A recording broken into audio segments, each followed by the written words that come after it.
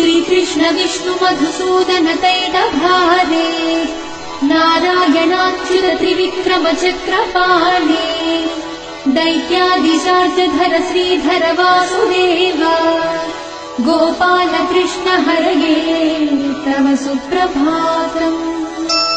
श्रीरुक्मिणी सभवनास हरे मुरारे राधेश गोपसि स्वरूप भृगादिवन्द्या श्रीद्वारकाश्रय विकुण्ठपते भुवनैकमूर्ते गोपाल देव हरये तव सुप्रभातम्। लीलाकृते कमठरूप वराहमूर्ते त्रैविक्रमाय नृहरे भृगु राम राम श्रीराम कृष्ण यदुनन्दन कल्किरूप गोपाल कृष्ण हरये तव सुप्रभातम्। गोविन्द माधव मुकुन्द परात्परेश दामोदराब्जधर नन्दकधारि शौरी गोप गोपी जन संवृत दीनबन्धो गोपी जन प्रिय हरे तव सुप्रभातम्।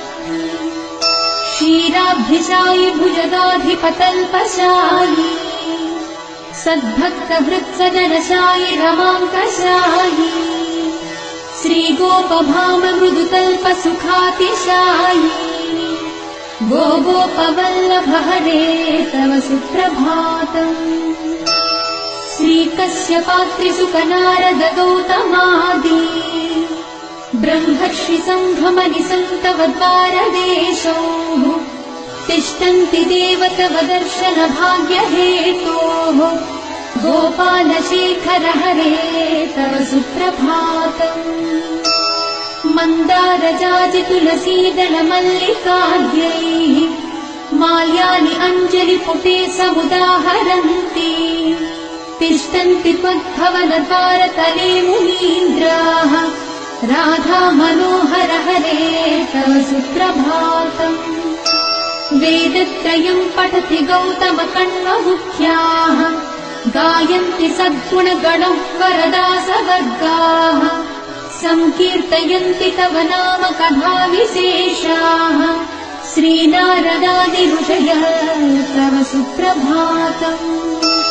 गोवर्धनोद्धरण गोपकिशोर गोपा गोपी जनामृत सुवेश भवाब्धिपोत त्रैलोक्यमोहन सुमङ्गल दिव्य देहा श्रीरुक्मिणी सवरदा तव सुप्र